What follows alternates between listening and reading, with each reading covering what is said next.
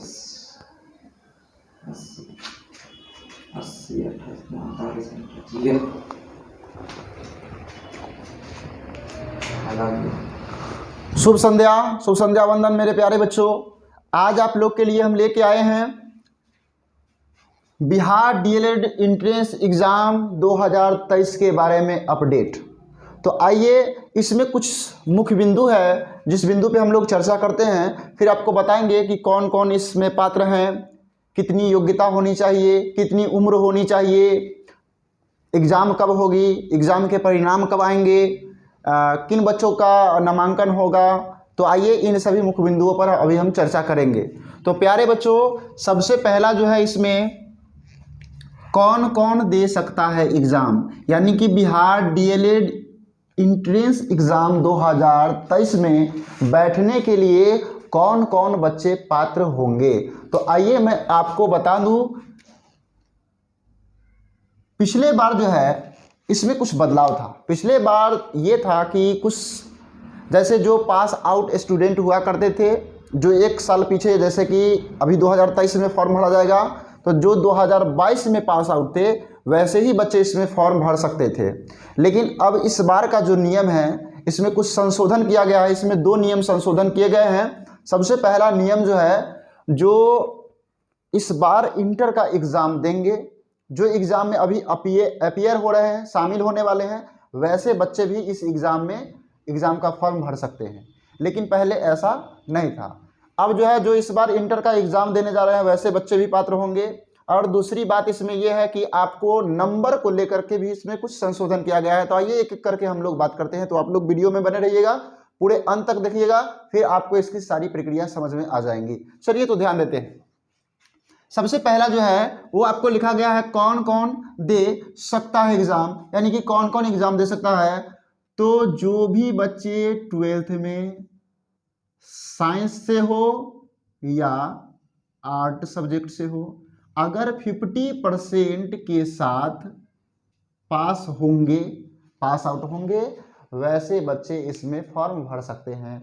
अब आपके मन में एक विचार आएगा कि सर यहाँ पे तो 50% पास मार्क्स का खोज रहा है। नहीं बच्चों, ऐसा नहीं है। जो अपीयर है, जो शामिल है, वैसे बच्चे भी इसमें फॉर्म भर सकते हैं। ठीक है, जो इस बार एग्जाम देने वाले हैं वैसे बच्चे भी इसमें क्या कर सकते हैं, फॉर्म भर सकते हैं। हाँ, ये अलग बात है कि उनका नामांकन तब होगा जब 50% पास मार्क्स साथ यदि इस एग्जाम को पास कर जाते हैं, और उसमें भी 50% मार्क्स आएगा तब उनका नामांकन हो पाएगा, यदि वो उस समय पात्र हो जाएंगे तो। अगर नहीं होगा तो उनका नामांकन नहीं हो पाएगा। दूसरी चीज जो है इसमें फिर आपको लिखा गया है एज कितनी होनी चाहिए। तो मैं आपको बता दूं 1/1/2023, यानी कि 1 तारीख 1वां महीना 2023 तक यदि बच्चे का उम्र 17 वर्ष है तो वो बच्चे फॉर्म भर सकते हैं, तो ही वे बच्चे इस एग्ज़ाम के लिए पात्र हैं, अन्यथा नहीं। अन्यथा यदि आप भरते भी हैं तो आप अपने पैसे को भी बर्बाद कर रहे हैं। हालांकि अनुभव तो मिलेगा लेकिन पैसे बर्बाद जाएंगे आपके, और इस बार आपका नामांकन भी नहीं हो पाएगा। तो 1/1/2023 तक आपकी उम्र जो है वो 17 वर्ष होनी चाहिए। चलिए आगे देखते हैं। आगे आपको लिखा गया है कितने नंबर पर कॉलेज मिलेगा। जी हाँ, थोड़ी देर पहले मैंने आप लोगों के बीच नंबर की बात की थी। तो नंबर में जैसा कि मैंने आपको बताया था कि नंबर पहले क्या था, पहले का यानी कि एक वर्ष जो पीछे, यानी कि 2022 में जो आपको एंट्रेंस एग्जाम लिया गया, उसका क्या था क्राइटेरिया। उसका ये था कि आपको टोटल 150 प्रश्न रहा करते थे, और प्रत्येक प्रश्न के लिए आपको 3-3 नंबर मिलता था, यानी कि 450 मार्क्स। यानी कि 450 मार्क्स का आपका एग्जाम होता था। टोटल प्रश्नों की संख्या 150, प्रत्येक एक प्रश्न के लिए आपको मिलते थे 3 अंक, और कुल मिला के आपको जो अंक था वो 450 नंबर का एंट्रेंस एग्जाम होता था। अब की बार ऐसा नहीं है। अब की बार जो है वो प्रश्नों की संख्या रहेगी आपको 120। कितनी रहेगी? 120 रहेगी, और प्रत्येक प्रश्न के लिए आपको मिलेंगे 1 नंबर, यानी कि कुल मिला के प्रश्नों की संख्या 120 और अंक भी आपको मिलेंगे 120। पिछले बार ये था कि आपको निगेटिव मार्क्स देखने को मिलते थे, लेकिन इस बार कोई निगेटिव मार्क्स नहीं है। तो ये भी बदलाव किया है।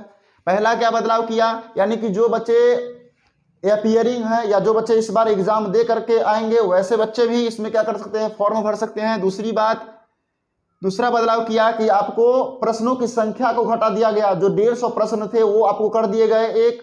तीसरा बदलाव किया कि इसमें जो नंबर 3 नंबर मिलते थे वो अब इसमें नंबर आपको मिलेंगे, एक नंबर, एक प्रश्न के लिए एक नंबर, यानी कि 120 नंबर के होंगे। अगला जो बदलाव किया, जो आपको मिला करता था इसमें निगेटिव मार्क्सिंग हुआ करता था, लेकिन इसमें आपको निगेटिव मार्क्स देखने को कहीं नहीं मिलेंगे, यानी 120 नंबर। तो इस बार थोड़ा सा एग्जाम जो है पिछले बार की मुकाबला थोड़ा सा टफ हो जाएगा। अब टफ इसलिए हम कह सकते हैं क्योंकि पिछले बार जो है वो निगेटिव मार्क्स था, तो बहुत बच्चे निगेटिव मार्क्स तो मारते नहीं थे, लेकिन इस बार निगेटिव मार्क्स है नहीं, तो 120 प्रश्न है, तो पूरा के पूरा जो बच्चे हैं सो दम 120 में 120 मारेंगे, तुक्का मारेंगे, जिसको हम लोग तुक्का कहते हैं। तो इस बार थोड़ा सा टफ हो जाएगा, लेकिन फिर भी अब आपका जो सेफ जोन होगा, जैसे पिछले बार 200 नंबर के आसपास जिस बच्चे का था, 200 250, ये देखिएगा, ठीक है, तो 200 250 के बीच में जिस बच्चे का था उन सारे बच्चे को सरकारी कॉलेज मिल गया, उनसे जिन सबका नीचे था वैसे बच्चों को नहीं मिला। इस बार भी आप लोग टफेस्ट ले सकते हैं 90, ये सेफ जोन मान सकते हैं, लेकिन फिर भी अगर आपका 85 नंबर से लेकर के 90 नंबर के बीच, यानी कि 85 नंबर मान सकते हैं लोएस्ट, अगर आपका 85 नंबर है, 85 नंबर अगर आप ले आते हैं तो आपको सरकारी कॉलेज मिल जाएगा। 120 में यदि आप 85 नंबर लाते हैं तो आपको सरकारी कॉलेज मिल जाएगा, और यदि उससे कम आता है तो आपको प्राइवेट भी मिल जाएगा। लेकिन हम यहाँ आपको प्राइवेट कॉलेज की बात नहीं करने आए हैं, आपको सरकारी कॉलेज की बात करने आए हैं।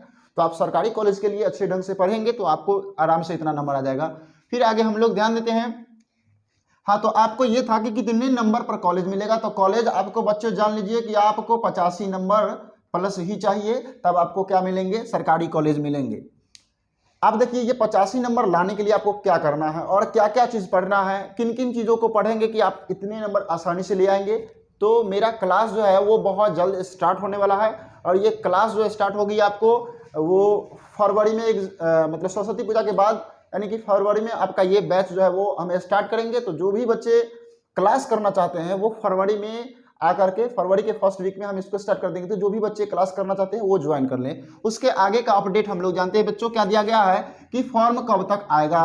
फॉर्म का डेट जो बताया गया था वह 16 जनवरी बताया गया था। कब बताया गया था बच्चों, 16 जनवरी, लेकिन इसमें डिले कर दिया गया है। आज 17 जनवरी को हम वीडियो बना रहे हैं, हम सोचे 16 जनवरी को कल ही हम वीडियो बनाने वाले थे, लेकिन कल पूरा दिन इंतजार किए, कल नहीं आ पाया, तो आज हम फिर से देखे तो कोई अपडेट नहीं था नहीं, तो 1-2 दिन डिले हो रहा है। उम्मीद है कि 25 तक जो है ये फॉर्म का डेट आ जाएगा, ठीक है। तो 25 तक आपका फॉर्म जो है वो भराने लगेगा। फॉर्म कौन कौन बच्चे भर सकते हैं मैंने आपको पहले ही चर्चा किया कि जिनका 12th साइंस या आर्ट के साथ 50% मार्क्स के साथ जो पास होंगे वो सब भर सकते हैं फॉर्म। फिर आगे आपको लिखा गया है कि परीक्षा कब तक होगी। ये परीक्षा आपको मार्च के 3rd वीक या 4th वीक में होंगे, ठीक है। ये मार्च के 3rd वीक या 4th वीक में होंगे, आपका इसका एग्जाम होंगे। फिर आपको लिखा गया है रिजल्ट्स कब तक आएगी। तो ध्यान दीजिए बच्चों, ये रिजल्ट जो है वो आपको जून के 3rd वीक तक आ सकती है।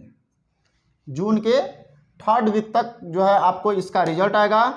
फिर आपको यह हो सकता है कि जून के 1st वीक तक भी देखने को मिल सकता है, क्योंकि इसका जो सेशन जो है वो जल्दी स्टार्ट करना पड़ेगा, ठीक है। इसके लिए तो जून के इसको 3rd वीक नहीं मान सकते, इसको 1st वीक मान के चलिए, 1st वीक तक।